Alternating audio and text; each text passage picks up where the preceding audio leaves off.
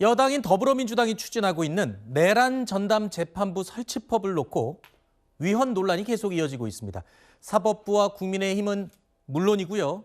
범여권인 조국 혁신당에서조차 위헌 소지가 있다라고 지적을 하고 있습니다.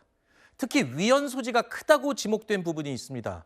전담 재판부 후보 추천위원회 구성 문제인데요.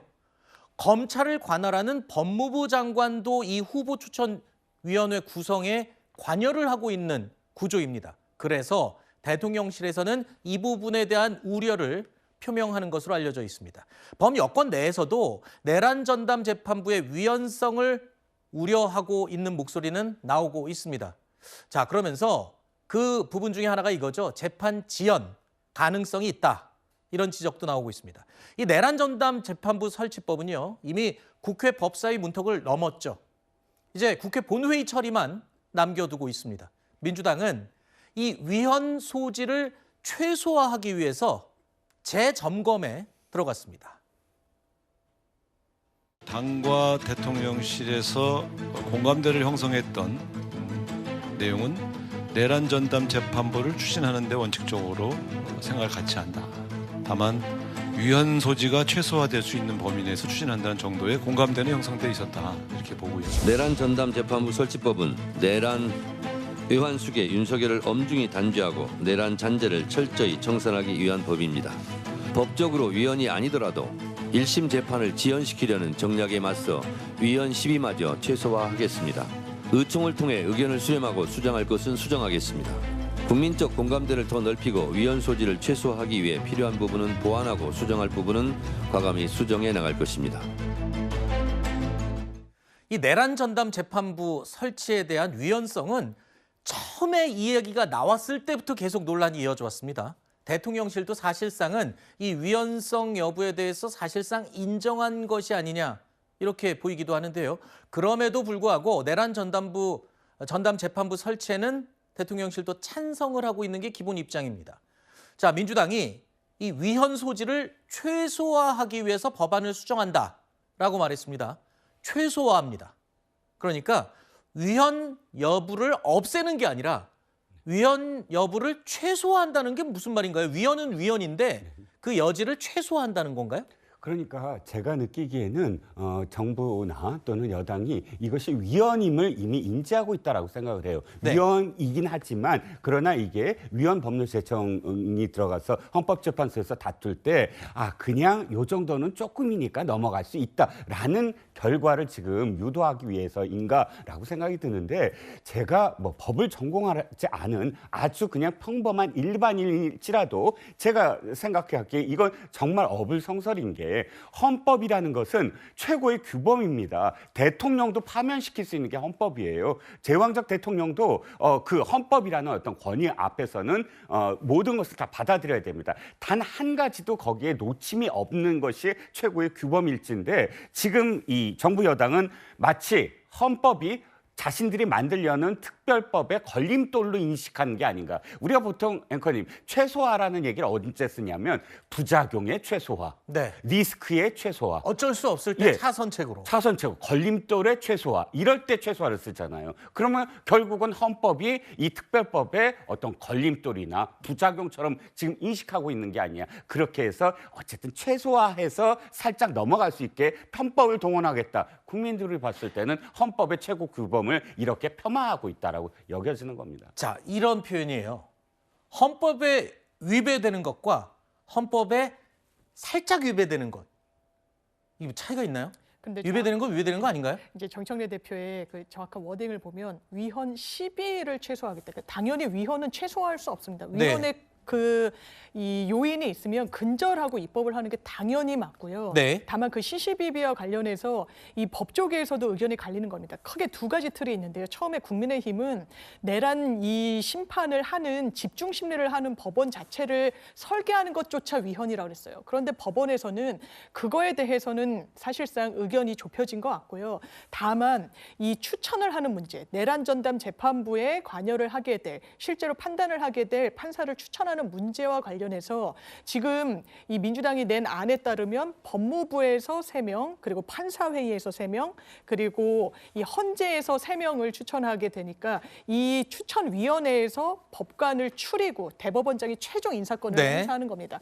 여기에 대해서 합헌이라는 건 최소한 대법원장이 인사권을 행사하니까 인사행정 뭐 이런 부분에 대해서 사법권 독립이 보장되는 거다. 그리고 법원행정처 등에선 그렇지 않다. 그리고 대통령실 일부에서도 법무부가 관여하는 건 문제가 있지 않느냐. 또 법원행정처에서는 이게 헌재로 가서 위헌 시비를 가리게 되면 헌재에 입김이 들어가는데 헌재에서 추천위원회를 구성하는 게 맞느냐. 그러니까 여러 전선이 있는 거예요. 그래서 네. 아마 추려지기로는 이 추천위원회와 관련해서 법무부가 빠지거나 아니면 헌재 대신 뭐 법학전문대학원 교수협의회가 들어가거나 이런 대안이 지금 제기되고 있는 상황입니다. 네. 민주당에서는 지금 갖가지 안들을 쏟아내고 있습니다. 위헌 소지를 최소화하기 위해서 말입니다. 하지만 국민의힘에서는 이 위헌 소지를 최소화하는 자체가 그 대상이 될 수 없다라면서 강하게 반발하고 있습니다. 민주당이 내란 전담 재판부와 법 왜곡죄를 법사위에서 기습 처리했습니다. 그러자 대통령실도 생각을 같이 한다며 힘을 보태고 나섰습니다. 헌법 파괴의 컨트롤 타워가 대통령실이라는 것이 또 한 번 입증된 셈입니다. 내란 전담 재판부 설치법은 대한민국 헌정 질서를 뒤흔들 중대한 위헌 소지가 있는 법안입니다. 위헌 소지란 최소화의 대상이 될 수 있는 것이 아닙니다. 위헌 가능성이 있으면 멈추는 것이 원칙이며 그것이 헌법 정신과 국민 주권을 지키는 길입니다. 아까 우리가 얘기 나눴던 그 부분입니다.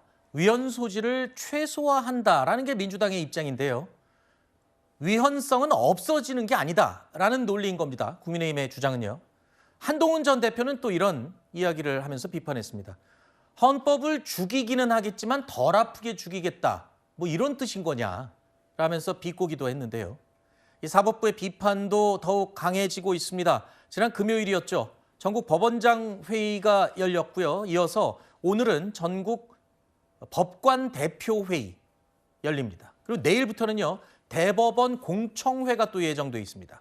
사법부의 반발이 이제 물 위로 드러나기 시작했는데요. 어떻게 보면 최고조에 달한 게 아니냐 이런 설명이기도 합니다. 자, 민주당과 사법부도 이제 그냥 드러내놓고 갈등 국면으로 가기 시작하는 거네요.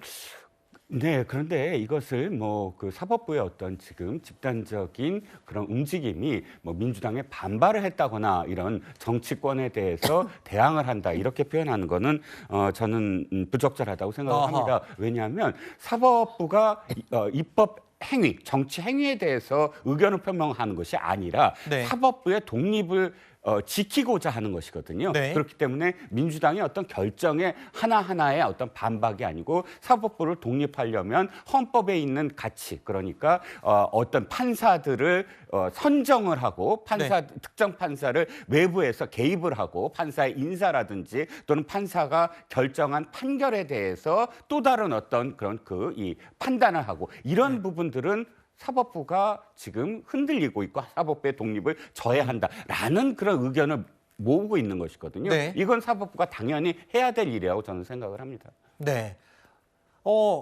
검찰에서 이 반발을 할 때는 항명이라고 해서 규정을 할 수 있었습니다. 근데 사법부는 또 입장이 다르죠. 입법부와 사법부는 완전히 독립적이어야 되는 게 헌법에 명시돼 있으니까요.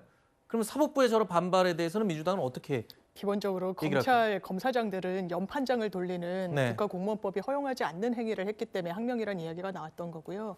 사법부에 대해서는 수기하고 논의하겠다, 공청회 하겠다는 걸 항명이라고 하기는 어려울 것 같고 이종근 평론가님 말씀 주신 것처럼 이 부분과 관련해서 수기할 수 있는 겁니다. 사법부로서는. 네. 여기까지 굉장히 어렵게 왔습니다. 대법관 증언도요. 사법부는 꿈쩍하지 않았습니다. 지난 20년, 30년 동안 그랬던 거예요. 지금 사법불신이 내란이라는 이 사태를 계기로 해서 많이 떨어지게 됐었죠. 그러니까 사법 개혁과 관련해서도 어느 정도 수용적인 자세로 사법부도 논의를 하기 시작한 겁니다. 여기까지 과정이 쉽지만은 않았다라는 점을 거듭 말씀드리고자 하고, 기본적으로 사법부는 불가침의 영역이 아닙니다. 당연히 상권 분립의 원칙상 예우되고 그 독립성이 보장돼야 되지만 해외 입법례를 보십시오. 대법관도 하원 의원에서 통제합니다. 독일이 그렇죠. 영국 같은 경우에도 대법관을 뽑을 때는 이 외부에서 심지어 비법조인이 추천위원회로 들어가게 됩니다. 네. 사법부라는 것도 입법 행정의 견제와 이 외부의 어떤 감시를 받는 기관이라는 점을 이번 기회로 통해서 법관들도 인식하기를 바라겠습니다. 알겠습니다. 내란 전담 재판부 설치, 이 위헌성 여부의 최소화 앞으로 어떻게 진행될까요? 지켜보겠습니다.